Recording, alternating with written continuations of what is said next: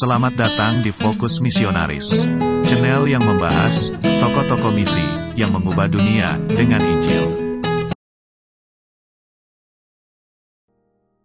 Pada awal abad ke-16, banyak misionaris yang berasal dari Amerika dan Eropa diutus ke negeri Cina.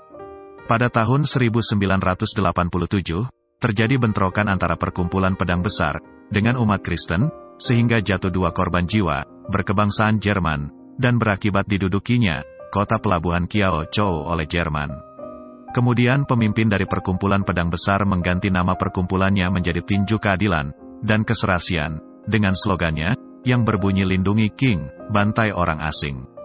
Peristiwa inilah, yang kemudian memicu terjadinya pemberontakan, anti orang asing yang terkenal dengan nama, pemberontakan Boxer di Cina. Pada masa ini, banyak orang Kristen yang mati syahid. Namun demikian, Tuhan menggerakkan para pekerjanya, yang juga berasal dari negara Cina itu sendiri. Banyak pemberita Injil lokal, yang bangkit memperluas berita Injil, salah satu di antaranya adalah Watchman Nee.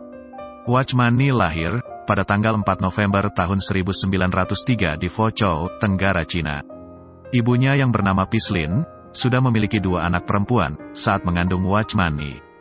Saat itu dalam tradisi Cina, anak laki-laki lebih disukai dibandingkan anak perempuan. Oleh karena itu, timbul kekhawatiran dalam hati Pislin, kalau-kalau anak ketiganya ini adalah anak perempuan lagi.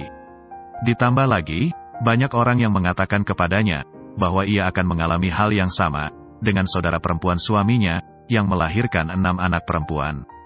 Oleh karena itu, Pislin berdoa kepada Tuhan, kalau ia mempunyai anak laki-laki, maka ia akan mempersembahkannya kepada Tuhan.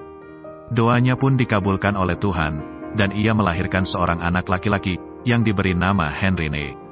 Akhirnya keluarga Nee Wengxiu, ayah Henry Nee, dikaruniai oleh Tuhan, 4 orang anak laki-laki, dan 2 orang anak perempuan. Sebelum mengalami kelahiran baru, Henry Nee adalah seorang anak yang berkelakuan buruk, namun demikian ia adalah seorang anak yang cerdas. Ia selalu menduduki peringkat pertama, mulai dari sekolah dasar, sampai saat ia bersekolah di Anglican Trinity College di Fuzhou. Ia mulai menaruh perhatian serius terhadap kekristenan, pada saat ia melihat perubahan hidup ibunya, yang sungguh-sungguh mengalami kelahiran baru. Ia mulai menghadiri kebaktian, yang dipimpin oleh Dora Yu, seorang wanita yang melepaskan karirnya sebagai seorang dokter, dan menjadi seorang penginjil. Ia mulai mengalami pergumulan batin, karena ada konflik dalam pikirannya, antara mengikut Tuhan atau membina karirnya. Akhirnya pada tanggal 29 April tahun 1920, ia memperoleh kemenangan rohani, bertobat, dan mau mengikut Tuhan seumur hidupnya. Dan sesuai dengan tradisi bangsa Cina, untuk memilih nama baru, sesudah mengalami perubahan dalam hidupnya. Ia mengganti namanya dari Henry Nee, menjadi Nee Tu Seng, yang berarti giring-giring penjaga, atau dalam bahasa Inggrisnya Watchman Nee. Ia memilih nama ini, karena menganggap dirinya sebagai seorang penjaga, yang memberi tanda, dan panggilan di tengah kegelapan malam. Diperlengkapi dan dilatih oleh Tuhan. Watchman Nee tidak pernah belajar di sekolah teologi. Wawasan iman dan teologinya, ia peroleh dengan membaca bacaan rohani, yang ia dapat dari Margaret Barber, seorang misionaris Anglikan. Buku-buku rohani yang ia baca, antara lain Pilgrim Petik Terbalik Progres karya John Bunyan, biografi Hudson Taylor, Madame Gutton, The Spirit of Christ karya Andrew Murray, autobiografi George Muller, Church History, karya John Fox, dan sebagainya. Ia benar-benar seseorang yang tekun menggali firman Tuhan. Pada masa-masa awal pelayanannya, ia membagi uang yang ia dapat menjadi 1/3 untuk kebutuhan pribadinya, 1/3 untuk membantu sesamanya, dan sisanya untuk membeli buku-buku rohani. Ia memperoleh lebih dari 3.000 buku Kristen yang bermutu, termasuk karya-karya tulis orang-orang Kristen pada abad pertama. Persekutuannya dengan Barber, mengilhaminya untuk tetap setia, dengan radikal terhadap salib, dan mengobarkan semangatnya, terhadap firman Tuhan.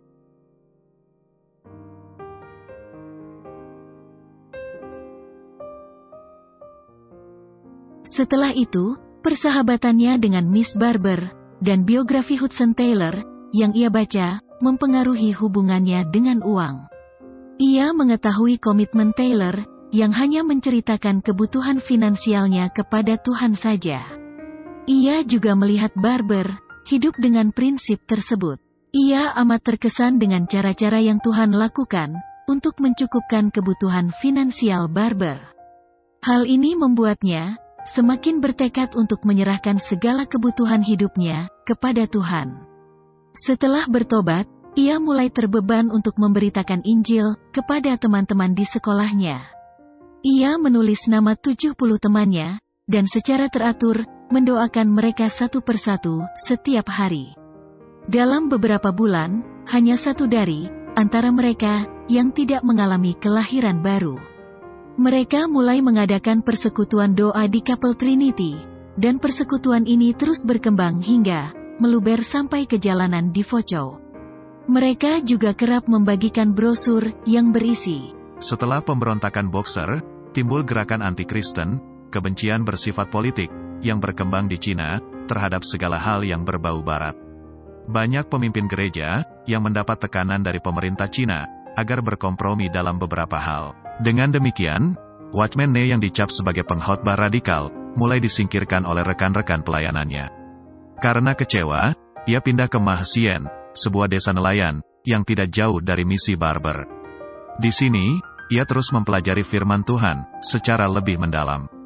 Watchman Nee melihat, banyak kaum muda yang haus, dan lapar akan firman Tuhan, karena kondisi gereja, telah berubah, menjadi sekularisme. Agama yang suam dan melumpuhkan gerakan Roh Kudus. Ditambah lagi dengan perasaan anti-barat, anti-Kristen, dan semangat nasionalisme, menguasai banyak rakyat Cina. Pemahamannya yang mendalam terhadap firman Tuhan, membuatnya semakin teguh meresponi panggilan Tuhan. Ia bertekad untuk terus memberitakan Injil dan mendirikan gereja-gereja lokal yang memiliki pemahaman yang benar terhadap Injil.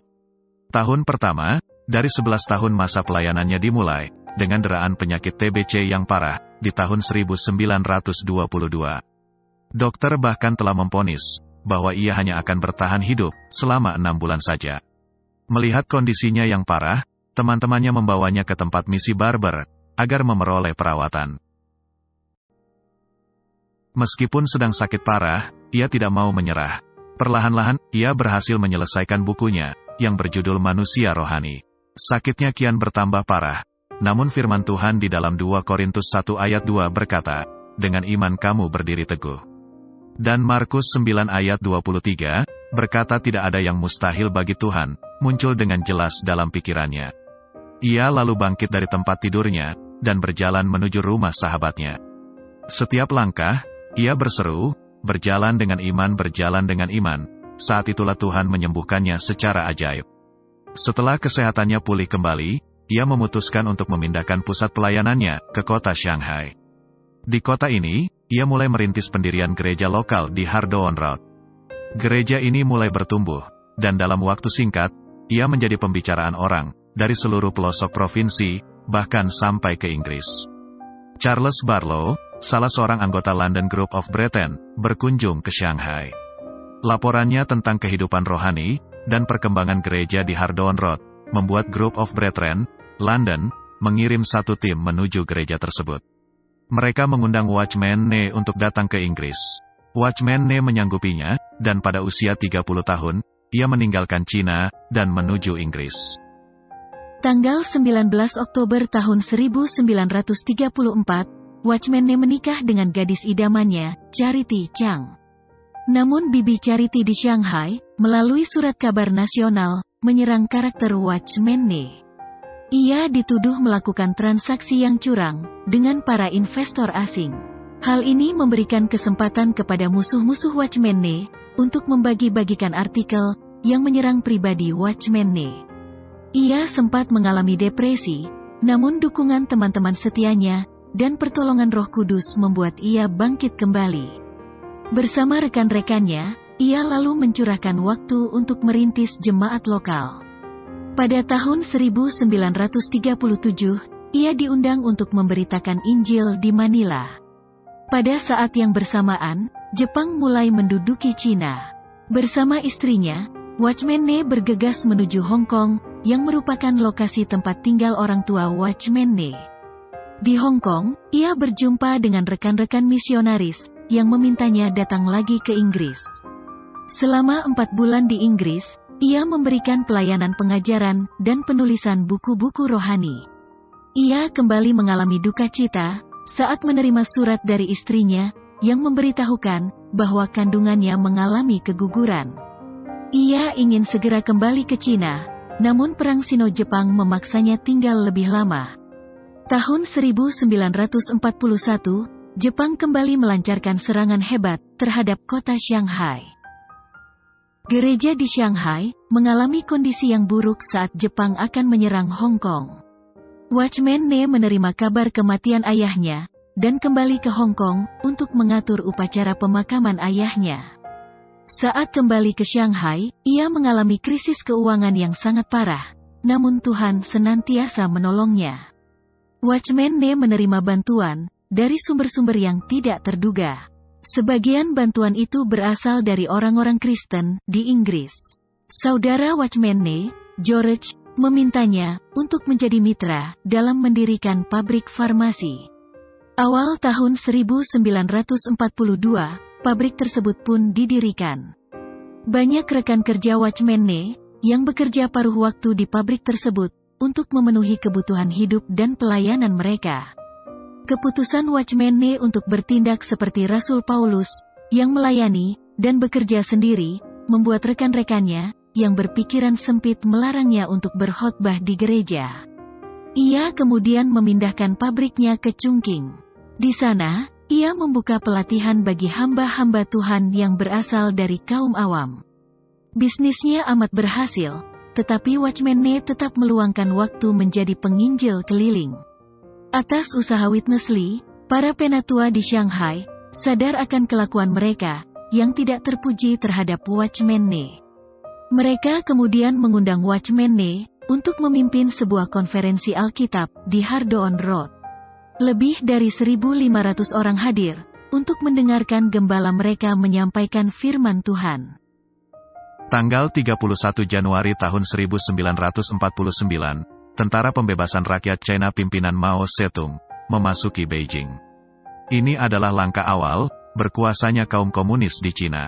Setelah komunis berkuasa, Zhou Enlai yang menjabat sebagai Perdana Menteri, mengumpulkan para pemimpin gereja, dan menerbitkan Christian Manifesto for the Protestant Church, yang berisi prinsip-prinsip gerakan kekristenan baru. Saat itu, gereja mulai terikat akan peraturan-peraturan komunisme. Tanggal 21 April tahun 1951, ribuan cendekiawan Shanghai mulai ditangkap. Pada tanggal 10 April tahun 1952, giliran Watchman Nee yang ditangkap. Ia dituduh melanggar dan menentang 3 gerakan reformasi diri gereja Kristen. Ia mulai mengalami aniaya yang berat, sementara itu istrinya mengalami tekanan batin dan nyaris mengalami kebutaan akibat penyakit darah tinggi yang dideritanya. Ia menjalani perawatan dan berada di bawah pengawasan polisi. Watchman Nee sudah menjalani hukuman selama 15 tahun, namun masih ditambah 5 tahun lagi. Charity Chang, istrinya telah dibebaskan dengan kondisi kesehatan yang buruk, dan menanti kepulangan suaminya di Shanghai. Namun hanya 6 bulan, menjelang tanggal pembebasan suaminya, ia terjatuh dan mengalami luka-luka parah, yang mengakibatkan ia meninggal dunia. Ini membuat duka yang mendalam bagi Watchman Nee selama berada di penjara. Ia ditugaskan menerjemahkan buku-buku ilmu pengetahuan dari bahasa Inggris ke dalam bahasa Cina. Tanggal 12 April tahun 1972, Watchman Nee menyelesaikan masa hukumannya, tetapi ia masih belum dibebaskan. Akhirnya, pada tanggal 1 Juni tahun 1972, Watchman Nee meninggal dunia dalam penderitaan dan kesendirian karena mengalami sakit jantung yang kronis, ditambah dengan siksaan yang ia alami. Kemudian, jasadnya pun dikremasi.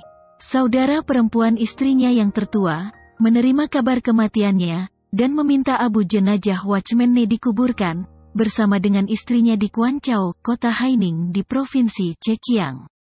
Watchman Nee telah tiada. Ia kini berada di surga dengan Bapa, dan mengalami sukacita kekal.